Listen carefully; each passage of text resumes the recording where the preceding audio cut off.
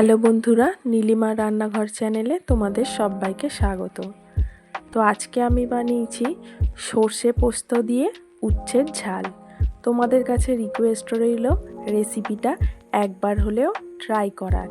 ভালো লাগলে একটা লাইক করো আর আমার চ্যানেলটিকে সাবস্ক্রাইব করে রেখো, যাতে আরও নতুন নতুন ভিডিও তোমরা দেখতে পাও। তো চলো সর্ষে পোস্ত দিয়ে উচ্ছের ঝাল রেসিপিটা স্টার্ট করি। আমি এখানে উচ্ছেগুলো এইরকম লম্বা লম্বা করে কেটে নিয়েছি। তারপর উচ্ছেগুলোকে আমি ভালো করে একটু নুন হলুদ মাখিয়ে নিচ্ছি।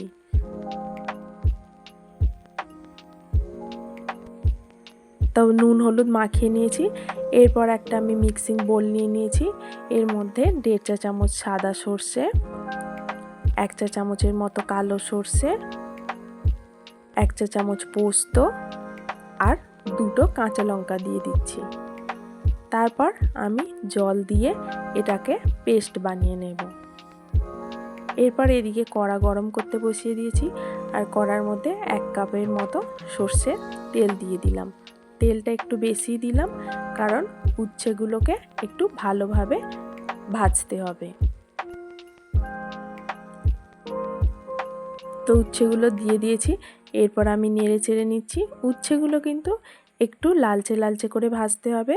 আর যারা তেতো খাও, তেতো মানে খেতে পছন্দ করো, তারা একটু কম ভাজবে।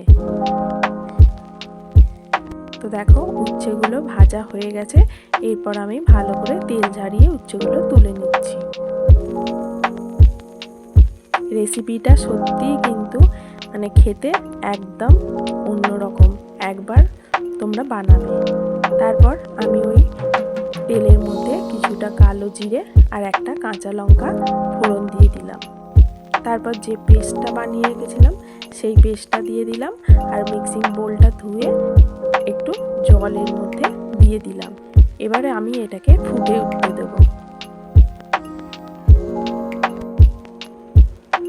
তো দেখো ফুটে উঠতে শুরু করেছে।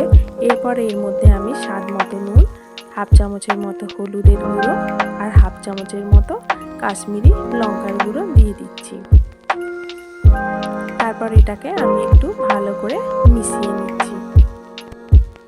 এইবার খুব ভালোভাবে ফুটে উঠলে আমি ভেজে রাখা উচ্ছেগুলো এর মধ্যে দিয়ে দিচ্ছি।